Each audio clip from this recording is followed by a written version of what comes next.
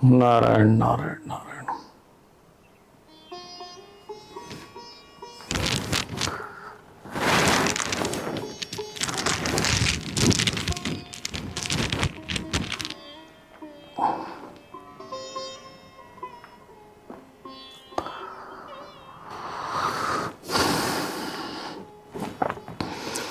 वसुदेवसुतं देवं कंसचाणूरमर्दनं देवकी परमानन्दं कृष्णं वन्दे जगद्गुरुं।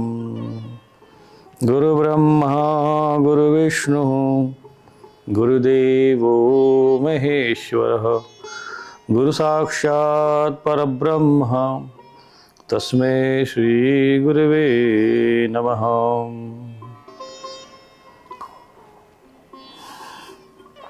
या देवी सर्वभूतेषु बुद्धिरूपेण संस्थिता नमस्तस्यै नमस्तस्यै नमस्तस्यै नमो नमः।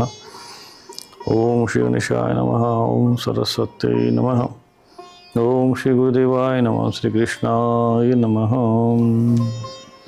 ओम नमो भगवते वासुदेवाय।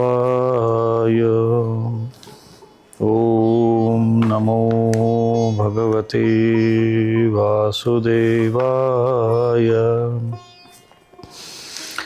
ओम नमो भगवते वासुदेवाय। ओम नमो भगवते वासुदेवाय।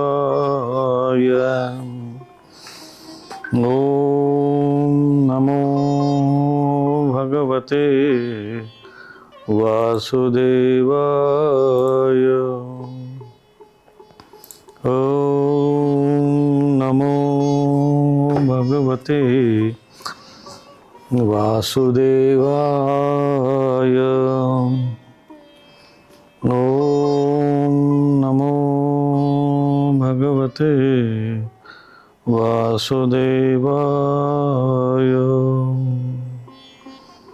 ओम नमो भगवते वासुदेवाय। ओम नमो भगवते वासुदेवाय। नारायण नारायण नारायण। भगवद गीता के द्वितीय अध्याय के 38वें श्लोक की ओर हम अग्रसर हो रहे।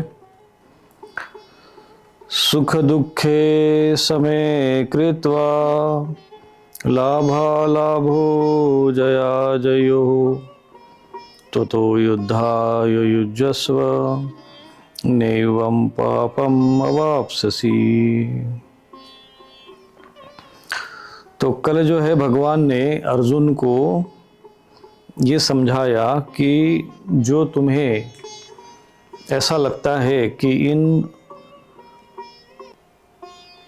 जिसे तुम अपने सगे संबंधी समझते हो, ऐसे जो युद्ध के लिए आतुर है, इन योद्धाओं को मारने से तुम्हें पाप लगेगा, दोष लगेगा।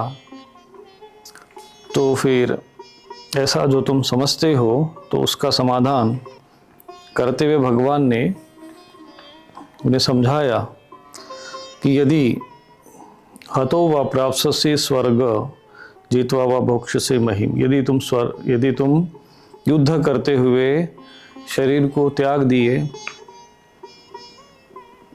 मृत्यु को प्राप्त हुए, वीर गति को प्राप्त हुए, तो स्वर्ग को प्राप्त हो जाओगे। और यदि जीत गए, विजय को प्राप्त हुए, तो पृथ्वी पर भोग आदि जो तुम्हें सुलभ है वो प्राप्त होंगे। तो भगवान ने यहाँ पर अर्जुन को दोनों विकल्प दिया। ऐसा नहीं कि मैं तुम्हारे साथ खड़ा हूँ तो सदैव तुम्हारी मृत्यु नहीं होगी। तो चूंकि जो नाशवान है, जो प्रकृति के नियमों के अंतर्गत है, वो सारी घटनाएं घटती रहेगी। फिर भी भगवान यहाँ पर हतो वा प्राप्स्यसि, वा शब्द यहाँ पे अर्थवा कि दोनों शब्द आ गए, जित्वा वा भोक्ष्यसे महीम्, कि ऐसा भी संभव है कि तुम्हारी मृत्यु भी हो सकती है, वीर गति को भी प्राप्त हो सकते हो, परंतु तुम धर्म का पालन करने के कारण स्वर्ग को ही प्राप्त हो जाओगे। तो निश्चित रूप से जैसे हम कर्म करते हैं तो कर्म करने के उपरांत भी एक जीवन होता है, और जीवन के बाद चाहे वो स्वर्ग का जीवन हो चाहे नरक का जीवन हो। अधिकांश लोग सोचते हैं ना कि अरे मर तो गए, अब किसने देखा मरने के बाद। तो वो जो ऐसा सोचते हैं उनको थोड़ा सा भ्रम से बाहर आ जाना चाहिए, और ये एक अज्ञानता है। निश्चित रूप से हमारा जो जीवन है वो अविनाशी है, और मृत्यु के उपरांत भी जातस्य ही ध्रुवं जन्म। तो कहते हैं कि जो व्यक्ति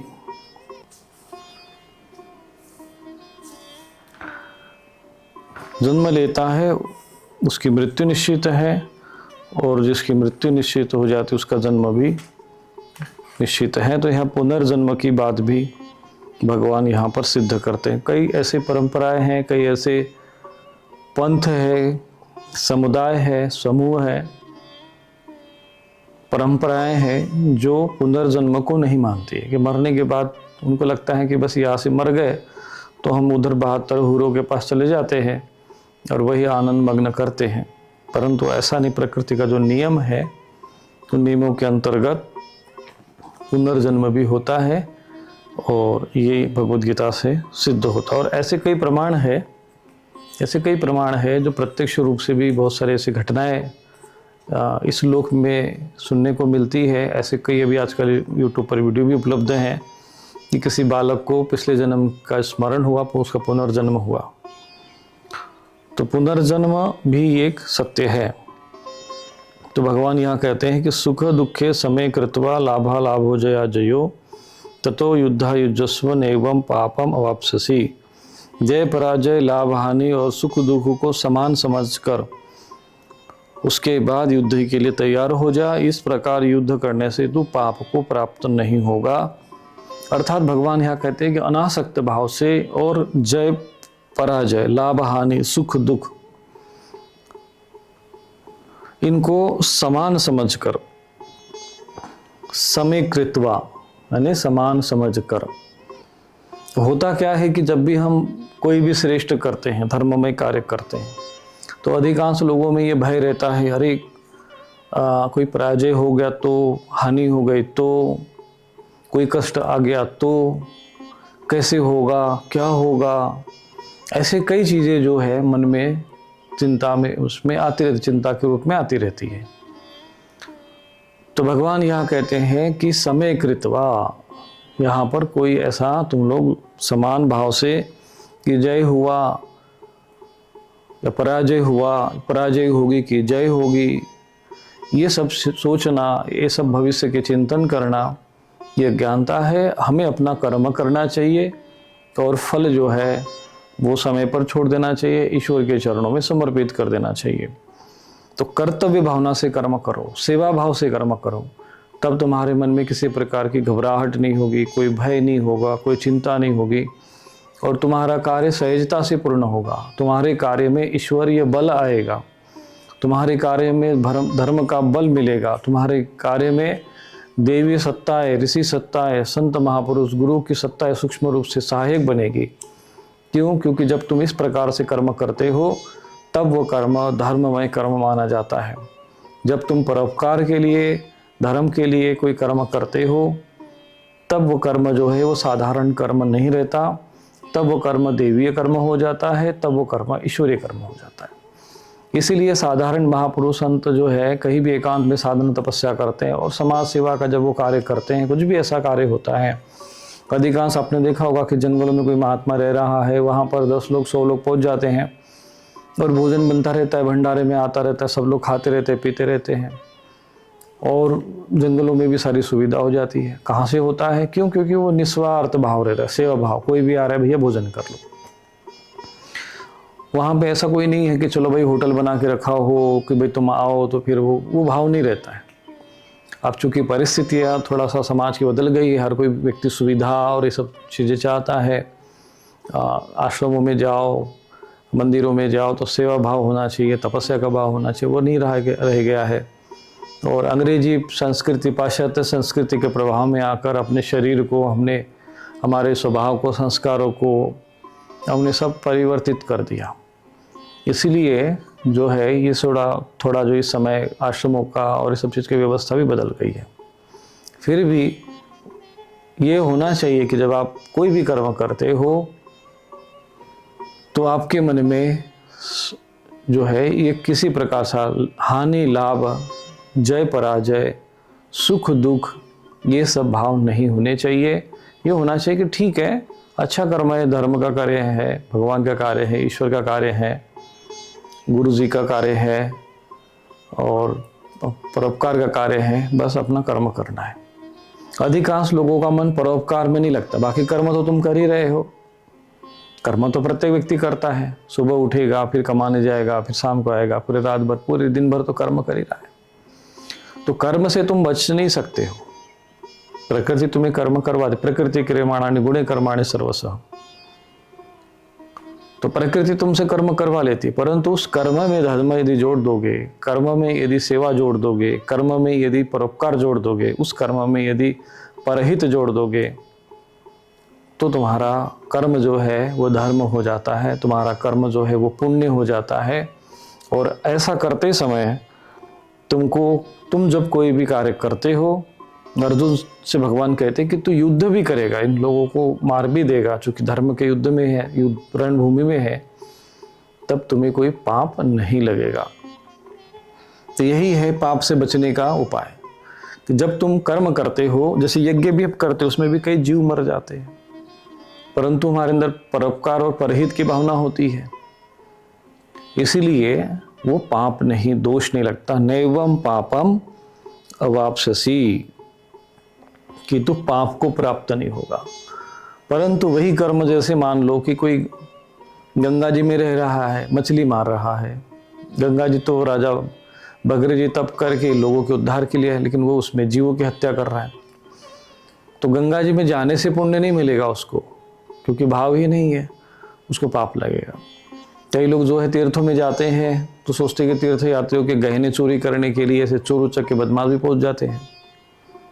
तो तीर्थों में जाने से नहीं, तीर्थों के प्रति जो भाव है, कर्म के प्रति जो भाव है, यादृशी भावना यस्य सिद्धिर्भवति तादृशी, कि तुम किस भाव से करते हो, यज्ञ कर रहे हो, तप कर रहे हो, साधन कर रहे हो, कुछ भी कर्म कर रहे हो, यदि उस कर्म को करते समय तुम्हारे मन में धर्म का भाव है, सेवा का भाव है, परोपकार का भाव है, तो कर्म जो है वो दिव्य कर्म बन जाते हैं। भगवान कहते हैं ना, जन्म कर्म चमे दिव्यम, मेरे जो जन्म और कर्म है वो दिव्य है।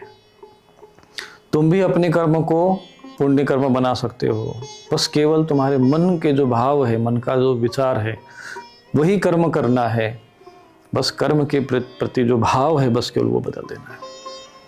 नहीं तो कई लोग जो है मंदिर में बैठकर भी जो है उनका भाव दूसरा रहता है, और इसलिए वो मंदिर में बैठकर भी पाप का ही संग्रह करते हैं। तो भाव मुख्य है। कोई किसी भी कर्म के पीछे उस कर्म का भाव क्या है, ये महत्वपूर्ण है। किसी की अगर हत्या भी कर दो तो उस भाव को देखा जाता है कि भाई इसने किस भाव से मारा। जैसे कि आत्मरक्षा में अगर किसी की हत्या हो जाती है, पाप नहीं लगता है। सैनिक यदि राष्ट्र की रक्षा में किसी की हत्या कर देता है, शत्रु का वध कर देता है, पाप नहीं लगता है। चिकित्सक यदि किसी रोगी का इलाज करते समय अचानक उसके द्वारा अगर वो किसी की अगर दोषपूर्वक उसकी, चूंकि वो तो प्रयत्न तो उसका ये रहता है कि रोगी का बचाव हो, नहीं बच पाया तो उसको पाप नहीं लगता है। तो कर्म करने के पीछे जो भाव है उसका रक्षा का है, बचाव का है, हित का है, कल्याण का है। और ऐसा करते समय उसके मन में भाव नहीं है कि मैं इसका वध करूं, मैं इसकी हत्या करूं। युद्ध भी करने वाला सैनिक इस भाव से युद्ध नहीं करता है सामने वाले को, इसलिए नहीं मारता है कि भाई वो ये शत्रु है तो उसको मारना है, इसलिए मारता है कि भाई ये हमारे राष्ट्र की रक्षा हो। तो रक्षा का भाव प्रबल होता है। किसी की हत्या करना, वध करना, वो भाव नहीं रहता। मुख्य भाव जो है रक्षा करने का रहता है। तो इसीलिए जब कर्म आप कर रहते हो तो कर्म के पीछे भाव क्या है, इस आधार पर ये तय होता है कि वो पाप है कि पुण्य कर्म है। ये नहीं कि बस आप केवल वस्त्र पहन लिए, साधु जी बन गए, मठ पे बैठ गए। यदि आपके मन में धर्म का भाव नहीं है, परोपकार का भाव नहीं है, सेवा का भाव नहीं है, लोक कल्याण का भाव नहीं है, जगत हित का भाव नहीं है, तो फिर आपको वो जो कर्म है वो पुण्य फल नहीं बनेंगे, वो पाप के फल बन सकते हैं। इसीलिए ये सदैव ध्यान रखना, कभी भी चिंतन करना कि हम जो कर्म कर रहे हैं वो किस भाव से कर रहे हैं। जब सेवा भाव रहेगा, परोपकार का भाव रहेगा, तब तुम्हें ये जो है उसका विशेष फल मिलेगी। इसलिए सुख दुखे समय कृत्वा लाभा लाभो जया जयो। तो भगवान कहते हैं कि जय पराजय ये सब चीज़ों के बारे में नहीं सोचना चाहिए, हम सफलता असफलता के बारे में नहीं सोचना चाहिए, और समान रूप से निश्चिंत भाव से, सहज भाव से, सेवा भाव से, परोपकार भाव से कार्य करना चाहिए, धर्म भाव से कार्य करना चाहिए। तब क्या होगा, नैवम पापम वापससी, तब वो जो कर्म है वो पाप को प्राप्त नहीं होगा, और वो जो पुण्य होंगे ये धर्म का संग्रह माना जाएगा, और वो पुण्य का संग्रह माना जाएगा। और ये पुण्य का संग्रह जो है, यदि कोई शेष रह गए हो पाप, तो वो भी नष्ट हो जाते हैं। तो भगवान आगे कहते हैं, एषा ते विहिता सांख्ये बुद्धि योगे त्विमां शृणु बुद्ध्या युक्तो यया पार्थ कर्म बंधम प्रहाससी। हे पार्थ, यह बुद्धि तेरे लिए ज्ञान योग के विषय में कही गई, अब तो इसको योग के विषय में, कर्म योग के विषय में सुन। जिस बुद्धि से युक्त हुआ तू कर्म के बंधन को भली भांति त्याग देगा, अर्थात सर्वथा नष्ट कर डालेगा। एषा ते विहिता सांख्ये, यहाँ पर सांख्य शब्द आया है, ठीक है। तो यही बात हम आपसे कल भी समझा रहे थे कि सांख्य योग जो है, अभी जो योग चल रहा है, जो भगवान उपदेश दे रहे हैं, वो सांख्य योग का उपदेश दे रहे हैं, जिसमें प्रकृति पर पुरुष का जो वर्णन है, आत्मा ईश्वर प्रकृति का वर्णन है, और इसके आचार्य भगवान कपिल मुनि माने गए हैं। तो चार जो है वो मुख्य रूप से जो है हम लोग वर्ण व्यवस्था बने हैं, या जो आश्रम व्यवस्था है उसका भी जो आधार है, उसके पीछे जो ज्ञान है, जिसका जो मूल भाव है वो आत्मा है, और उस आत्मा की उन्नति के ही ये क्रम है, सीढ़ियाँ है। इस दृष्टि से ये सारी व्यवस्था बनाई गई है।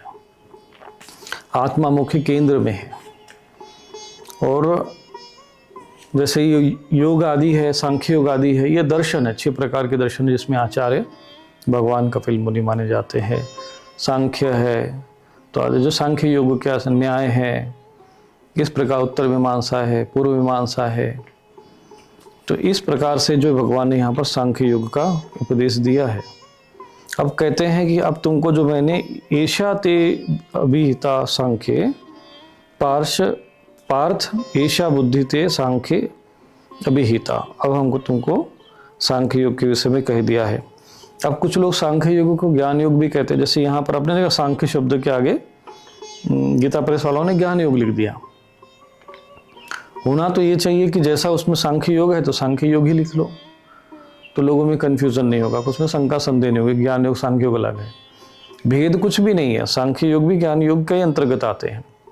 स्वामी विवेकानंद जी ने जब ये सारा वर्णन किया था तो उसमें 4 भागों में उन्होंने विभाजित किया था।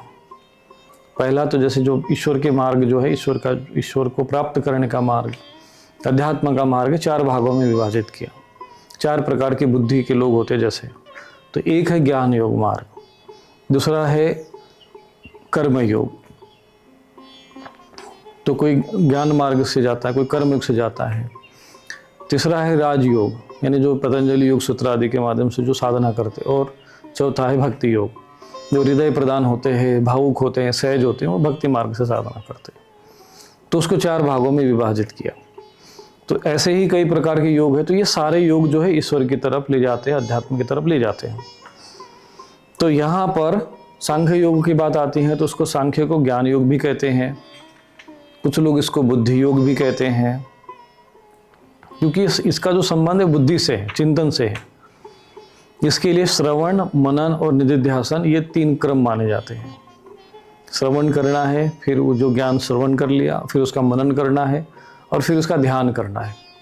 तो जो बुद्धिमान है, जिनके पास बुद्धि विवेक अधिक होता है, चिंतनशील अधिक होती मति, वो ज्ञान योग मार्ग से साधना करते हैं।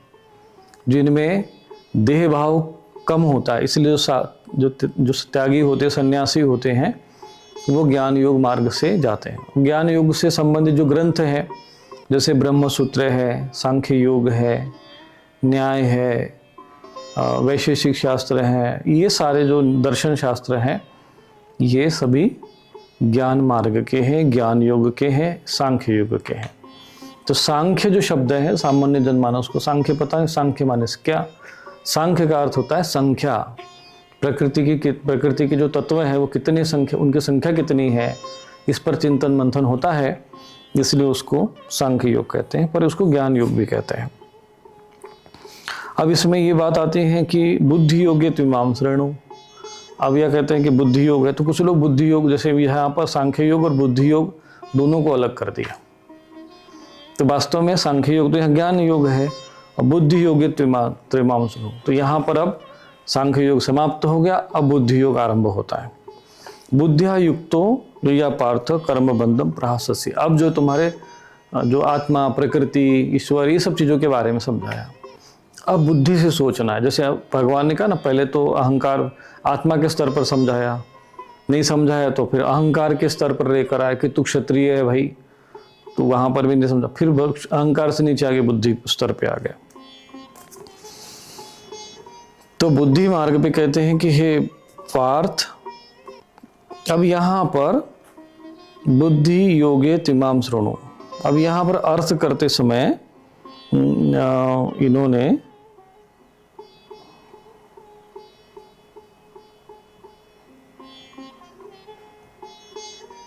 थोड़ा सा अभी यहाँ पर शंकराचार्य जी का वो लेना पड़ेगा सहायता। शंकराचार्य जी ने इसकी व्याख्या कैसे की है? एषा ते तुभ्यम अभिहिता उक्ता सांख्ये। मैंने तुझे सांख्य अर्थात परमार्थ वस्तु की पहचान के विषय में यह बुद्धि यानी ज्ञान कह सुनाया। परमार्थ वस्तु विवेक विषय बुद्धि ज्ञानम साक्षात शोक मोहादि संसार हेतु दोष निवृत्ति कारणम। यह ज्ञान संसार के हेतु जो शोक मोह आदि दोष है उनको निवृत्ति का साक्षात कारण माना गया है। तो शोक और मोह का जो दोष है, इनका नाश करने वाला जो ज्ञान है वो तुमको सुना दिया है। योगे तू तत्प्राप्ति उपाय निसंगतया द्वंद्व ग्रहण पूर्वकम ईश्वर आराधनार्थे कर्म योगे कर्मानुष्ठाने समाधि योगे च इमाम अनंतरम एव उच्यमाना बुद्धि शृणु। इसकी प्राप्ति के उपाय रूप योग के विषय में अब यहाँ पर योग की बात आ रही। ठीक है, यहाँ पर थोड़ा शब्दों का यहाँ पर विच्छेद जो है, इसीलिए कभी पदच्छेद जो करते समय अब बुद्धि योगे तिमाम श्रेणु, यहाँ पर बुद्धि योग भी ऐसा बनता है और सांख्य बुद्धि ऐसा भी शब्द जो है दोनों होता है, इसमें जोड़ रहे हैं। तो यहाँ पर सांख्य बुद्धि के रूप में ही वो लोग जोड़ रहे हैं कि सांख्य बुद्धि जो थी वो आपको दिया। अब योग के विषय में योगे तो इमाम श्रृणु। अब बुद्धि योगी भी आ सकता है और बुद्धि योगी भी बन सकता है, तो थोड़ा शंकराचार्य जी ने यहाँ पर योगे ही कहा है। बुद्धिया युक्तो यया पार्थ कर्म बंधम प्रहास्यसि। परंतु जहाँ तक मुझे यहाँ पर जैसा दूसरा श्लोक आया है, बुद्धिया युक्तो यया पार्थ कर्म बंधम प्रहास्यसि, तो मुझे ऐसा लगता है कि यहाँ पर जैसा इन्होंने शंकराचार्य जी ने भी जो कहा है, तो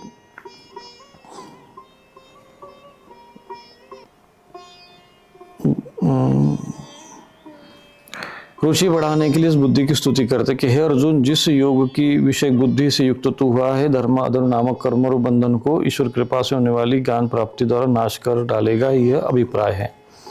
बुद्धिया यया योग विषया।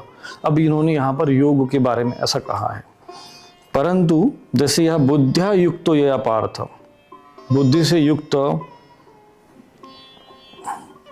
जिस बुद्धि से युक्त। थोड़ा सा यहाँ पर चर्चा करना पड़ेगा, देखना पड़ेगा व्याकरण आदि के द्वारा कि इसको किस प्रकार से इन्होंने यहाँ पर ईशाते अभिता सांख्य बुद्धि योगी तिमाम श्रृणु बुद्धिया युक्त यया पार्थ, जिस बुद्धि से, क्योंकि यहाँ पर बुद्धि को ही कहा कि जिस बुद्धि से युक्त हुआ, क्योंकि यहाँ पर बुद्धि की बात आ रही है, तो बुद्धि से युक्त योग का विषय आ रहा है, क्योंकि बुद्धि से युक्त बुद्धिया युक्तो यया पार्थ, यानी जिस बुद्धि से युक्त होकर अर्जुन हे पार्थ कर्म बंधन से तू मुक्त हो जाएगा, या कर्म बंधन जैसे भली भांति उसको त्याग देगा, कर्म बंधन को, कर्मों के बंधन को तू त्याग देगा इस बुद्धि से युक्त होकर। तो यहाँ पर मुझे ऐसा लगता है कि बुद्धि योगे त्विमाम श्रृणु, ये बिल्कुल ठीक है। शंकराचार्य जी चूंकि उन्होंने योग मार्ग को लेकर मुख्य रूप से बात कही है, चूंकि वो उसी योग से ही थे, तो दोनों विषय हैं यहाँ पर जो है शास्त्रार्थ का अर्थ निकालने के लिए धर्माचार्य को बैठ के चर्चा करना चाहिए, क्योंकि भगवान शंकराचार्य जी ने कहा है तो उन्होंने भी ठीक ही कहा है। परंतु यहाँ पर बुद्धि योग ऐसा मुझे लगता है कि एक योग यहाँ पर बनता है, क्योंकि बुद्धि को यहाँ पर प्रधानता दी गई है, बुद्धिया युक्तो यया पार्थ। यदि यहाँ पर योगे अगर बुद्धि योग न होता, योगे त्विमाम श्रृणु अगर ऐसा होता, तो योग युक्तो यया पार्थ ऐसा ये ऐसा बनना चाहिए था। पर बुद्धिया युक्त अगर है तो अर्थ ये है कि बुद्धि योगे त्विमाम श्रृणु ऐशा ते वेद्या सांख्ये। अभी हमने तुम्हें सांख्य के विषय में बताया है, अब हम तुमको बुद्धि योग के विषय में तुम सुनो। तो मुझे लगता है कि ये बुद्धि योग ही है, पर इन्होंने जैसा कि अलग शब्द इसमें जोड़ा है, शंकराचार्य जी ने इसको योग को संबंध जोड़ा है, और यहाँ पर गीता प्रेस वालों ने कर्म बंधन से जोड़ा है। अभी आप अगर कोई दूसरे किसी यहीं पर थोड़ा सा अंतर आ जाता है, और यहीं पर शास्त्रार्थ की आवश्यकता पड़ती है। चूंकि यहाँ पर बुद्धि का विषय बुद्धिया युक्त या पार्थ है, तो बुद्धि से युक्त है, तो इस अर्थ ये है कि बुद्धि को प्रधानता दी गई है। और ऐशा ते अभिहिता सांख्य, तो वहाँ सांख्य योग को प्रधानता दी गई है।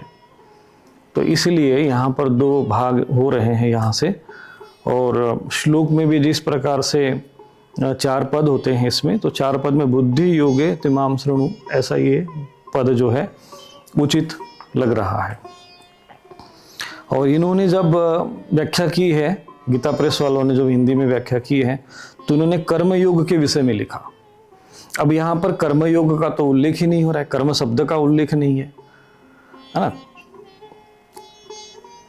यहाँ पर बुद्धिया युक्त तो है, ये भी हो सकता है कि अगर कर्मयुक्त भी हो सकता है, योग युक्त भी हो सकता है, पर यहाँ पर उन्होंने बुद्धिया युक्तो यया पार्थ कहा है, तो हो सकता है कि ये बुद्धि योग ही है, यहाँ से ऐसा लगता है।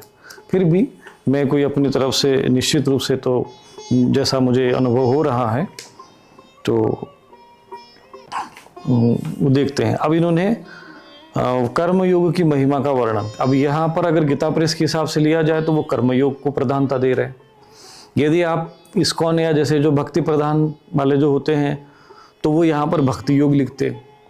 तो होता क्या है कि जो व्याख्या भगवान जी कह रहे हैं या कहते समय उनके मन में क्या भाव था, बुद्धि को लेकर भाव है, कर्मों को लेकर भाव है, कि भक्ति को लेकर भाव है, या योग को लेकर भाव है, क्या भाव है ये तो भगवान ही जानते हैं।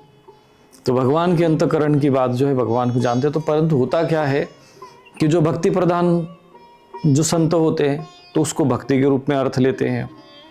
कर्म प्रधान जो कर्मयोगी होते हैं, उसको कर्म के रूप में उसको अर्थ लेते हैं। जो योग साधना उपासना करने वाले होते हैं, तो वो योग के रूप में अर्थ लेते हैं। और कोई ज्ञान मार्ग वाले ज्ञानी पुरुष होते हैं, तो उसको ज्ञान रूप में अर्थ लेते हैं। तो बात वही है, जैसे गंगा जी है, अब आपने गंगा जी से पानी तो उठा लिया, अब यदि कोई पूजा पाठ करने वाला होगा, पुजारी होगा, तो वो मंदिर में पूजा के लिए उपयोग करेगा। यदि कोई माली होगा, तो वो पेड़ पौधे में पानी डालेगा। किसान होगा, वहाँ से पानी ले जाएगा तो खेतों में डालेगा। तो गंगा जी तो वही है। मछुआरा होगा तो मछली मारने जाएगा। और कोई तो पानी आपने लिया है तो किस उद्देश्य से लिया है, तो लेने वाले का जो उद्देश्य है, भाव है, वो महत्वपूर्ण होता है। जैसे मैंने कहा ना कि कर्म के पीछे भाव मुख्य होता है। अब गंगा जी का जल तो लिया है, या गंगा जी में कोई चला भी गया, गंगा जी के पास में भी चला गया, किस भाव से जा रहे हो भाई, ये महत्वपूर्ण है। भावो ही कारणम, वेदों में भाव को मुख्य माना गया है।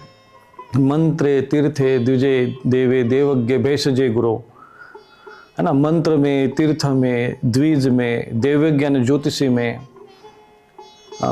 जो जैसी धारणा करता है, द्विज में, गुरु में, यादृशी भावना यस्य सिद्धिर्भवति तादृशी।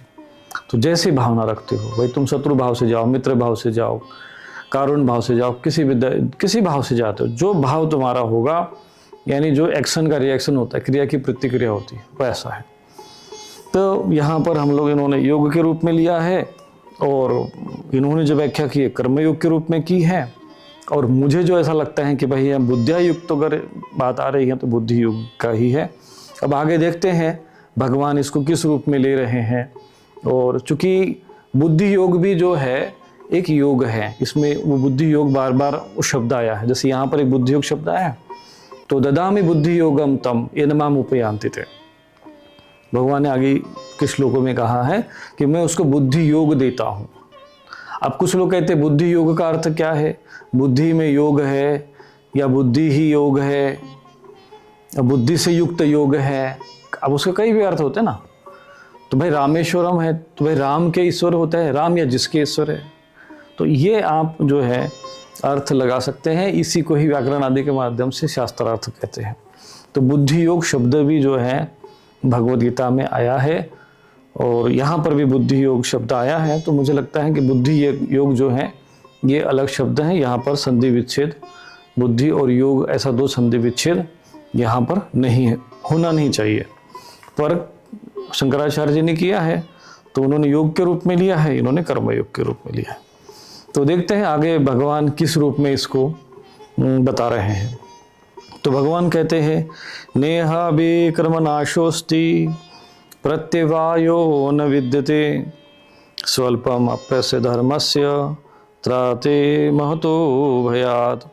अब आप देखिए भगवान अभी यहीं पर इन्होंने कर्मयोग रूप में कहा है ना।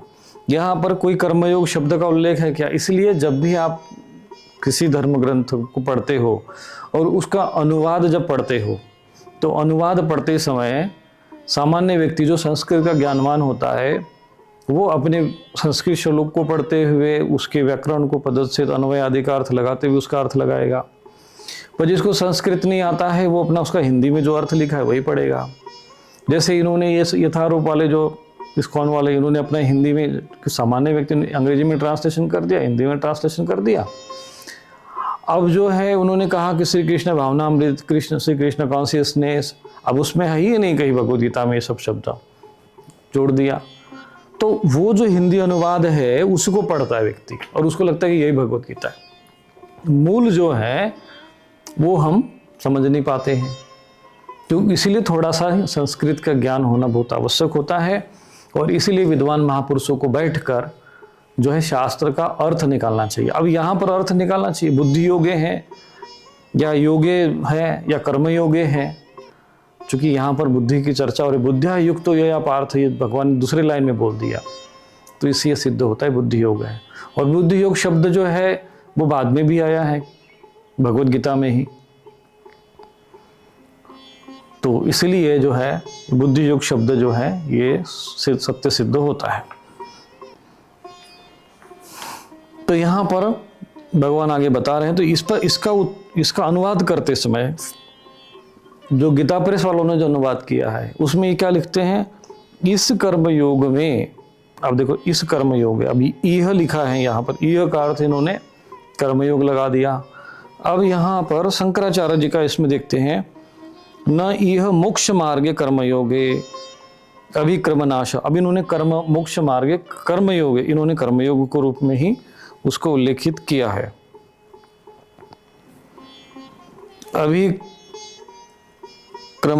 अभिक्रमः प्रारंभः यस्य नाशो न अस्ति यथा कृष्यादेः।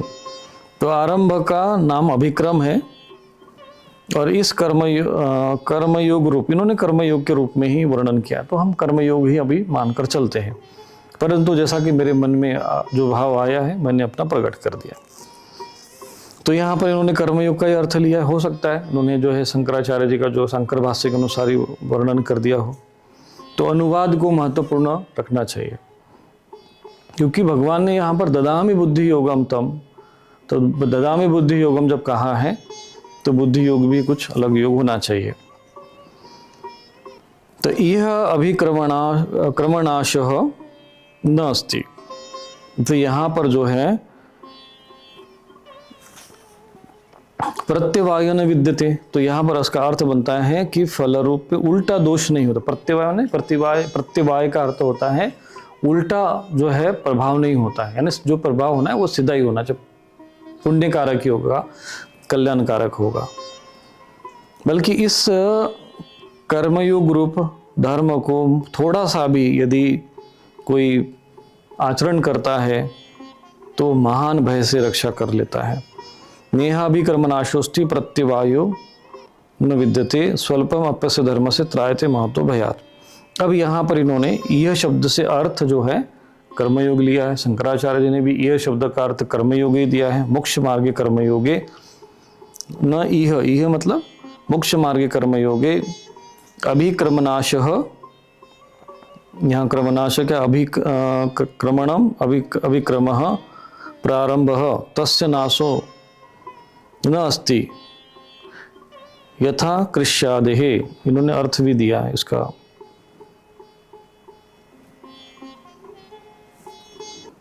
जैसे कि उन्होंने कृष्य आदेः, जैसे कृषि आदि के सदृश नाश नहीं होता प्रारंभ का। जैसे खेती करते हैं, अगर हमने कोई बीज अगर बो दिया तो फिर वो कभी नाश नहीं प्राप्त होता, वो निकलता ही बाहर आता ही है और वो शुभ फल में ही आता है। जैसा हम फल बोते वैसे उसका प्रभाव होता है। ऐसा उन्होंने शंकराचार्य जी ने यथा कृष्यादेः ये वहाँ पर एक दृष्टांत दिया, उदाहरण दिया है।